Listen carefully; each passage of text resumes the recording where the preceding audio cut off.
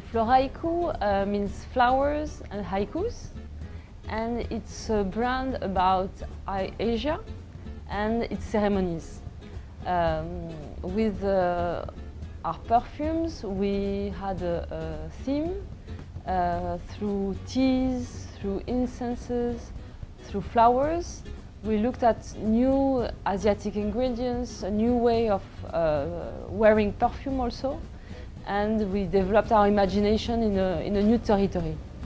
I'm a poet and I love writing poetry, and with Floraiku you have the haiku poems, Asiatic poems. It's a short 3-line poem. I know poems are very important here in the Middle East too. And these 3-line poems, they give us the title of the fragrances, and they give us the atmosphere, really what surrounds the poem and the fragrance. Yes, totally. Well, when you arrive to a Floraiku store here in the Middle East or in Harrods in London, you would be welcomed by a master of ceremony, and this person will introduce you to the fragrances when you are sitting in a bar. She will offer you some tea, maybe a biscuit, and she will take you through a different kind of journey through the 3 ceremonies: teas, flowers and incense, and the 2 shadows that are quite original because it's a way of wearing perfume side by side, a shadow and one of the 9 other fragrances, or the shadow on its own, or wearing one of the fragrances near your ears, by example, and the shadow on your wrist. It's a way to play with your perfume, to give a light twist to it or a dark twist to it. The main ingredients, we work with more than 50% of natural ingredients with Floraiku. Nature is so important in Asia, in haikus, that it gave us the architecture of the fragrances from the beginning. We knew we wanted to use all these natural ingredients.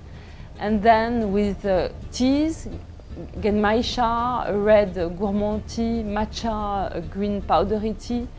We had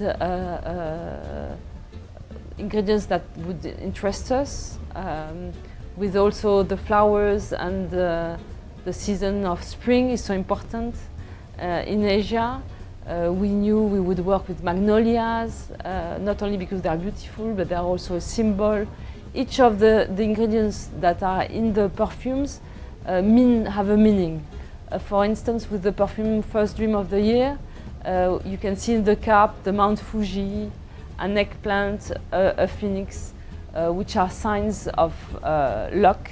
If you dream of any of these 3 symbols on the first night of the year, then you'll get a lucky year. For example, doing a brand about Asia is something very particular because they don't wear so much perfume. So we do it for the stories to tell, and because we love the ingredients, we love the country, but there's no marketing behind it. And we are very successful here, but I think what the people buy when they buy from us is not something from the Middle East. It's a different taste. It's a European twist. So the more we are honest with what we do, and we try to keep our focus on what we like, the more people will be interested in our voice.